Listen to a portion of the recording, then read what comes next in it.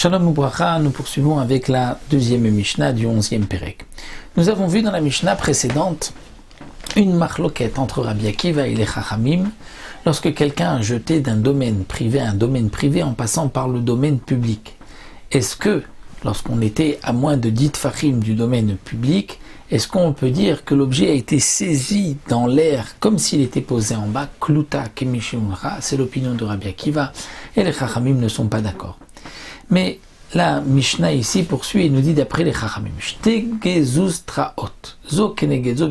nous avons deux balcons, si on peut dire, qui sont dans le domaine public, c'est-à-dire ils sortent d'un domaine privé au-dessus du domaine public, et ils sont zo keneged zo, l'un en face de l'autre, c'est-à-dire il y a des maisons d'un côté, des maisons de l'autre, un balcon d'un côté, un balcon de l'autre, et au milieu il y a un domaine public. Eh bien, Amoshit ve'azorek mizolazo patour, celui qui va tendre un objet d'un balcon à un autre, ou bien qui va le jeter d'un balcon à un autre, il est patour. Mais hayushtem bediyuta achat, si les deux balcons sont dans la même rangée, c'est-à-dire qu'ils sont sur le même trottoir envers du domaine public, et il y a bien sûr le domaine public entre les deux, mais eux sont sur le même trottoir, et bien là, Amoshit chayav, celui qui va tendre un objet d'un balcon à un autre, il est chayav, ve'azorek, celui qui jette, il est patour. Quelle est la différence si les balcons sont l'un à côté de l'autre dans la même rangée, sur le même trottoir, ou l'un en face de l'autre?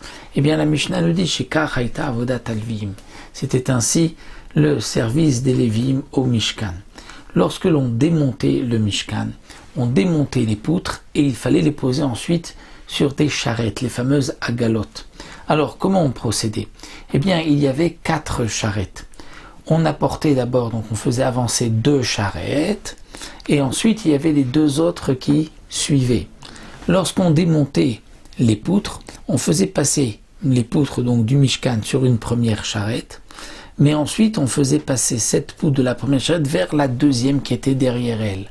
Mais on ne faisait pas passer la poutre, la charrette qui est en face, mais celle qui est derrière, pour que lorsque l'on va donc avancer, on va commencer par ces charrettes. Donc c'était la manière dont on chargeait les charrettes au Mishkan, et donc puisqu'on passait une poutre d'une charrette à une autre, dans la même rangée, dans la même lignée, donc dans le même trottoir, et non pas d'une charrette à une autre, de là nous avons appris que de même lorsque nous avons 2 balcons, qu'on va tendre un objet d'un balcon à un autre, si on est sur le même trottoir, on est chayav, si c'est 2 trottoirs, donc l'un en face de l'autre, on n'est pas tour. Donc dans les mots de la Mishnah, Shekar hayta avodat alvim, c'est ainsi qu'était le travail des Levim, Shte agalot zo achar zo bishtarabim, 2 charrettes, l'une derrière l'autre dans le domaine public, puisque c'était le domaine public, le Mishkan était un domaine privé. Alors Moshitim a krashim mizolazo, il se tendait les krashim, les poutres d'une charrette à l'autre, avalo zorkim, mais il ne jetait pas. Donc c'est pour cela que lorsque l'on jette d'un domaine à un autre, de même vers dans la même sur le même trottoir, là on n'est pas tour. Pourquoi? Parce qu'au Mishkan, il ne jetait pas les poutres. Les poutres étaient bien trop lourdes pour qu'elles puissent être jetées. Aval lo zorkim. Maintenant, la Mishnah poursuit, nous dit Chulia tabor ve'asela, shen gevuim asara ve'rochban arba'a. Alors nous avons Chulia tabor ve'asela, c'est-à-dire lorsqu'on creuse un puits, on va faire sortir de la terre de ce puits. Et on mettait généralement cette terre tout autour du puits, qui faisait un petit muret autour du puits. De cette manière, on ne pouvait pas tomber dans le trou.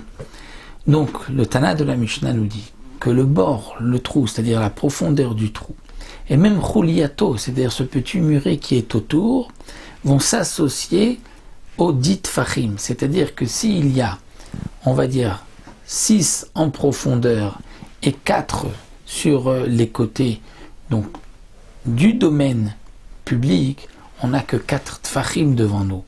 Mais si on calcule du bas, du fond du puits, il y a donc 10 tfachim, 6 plus 4, ça fait 10 tfachim, à l'intérieur c'est un domaine privé. Et donc, Anotel mehem ve'anoten al gabam chayav. Celui qui va prendre du puits et qui va le poser dans le Reshut Arabim, ou bien qui va prendre du Reshut Arabim et venoten al gabam, va mettre à l'intérieur, il est chayav.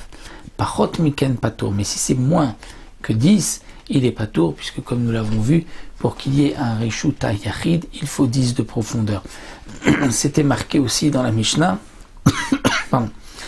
Pardon, Chuliat Tabor ve'asela. Sela, c'est-à-dire qu'il y a un rocher qui est haut lui-même de 10 tfachim, donc le din sera le même, puisque c'est un rocher qui est large de 4 sur 4 et haut de 10 tfachim, eh bien il a un statut de domaine privé, et si on prend un objet et qu'on le pose sur ce rocher, il y a une transgression de Shabbat. Donc voici pour cette deuxième Mishnah, et on se retrouvera Bezrat Hashem pour une prochaine Mishnah la prochaine fois.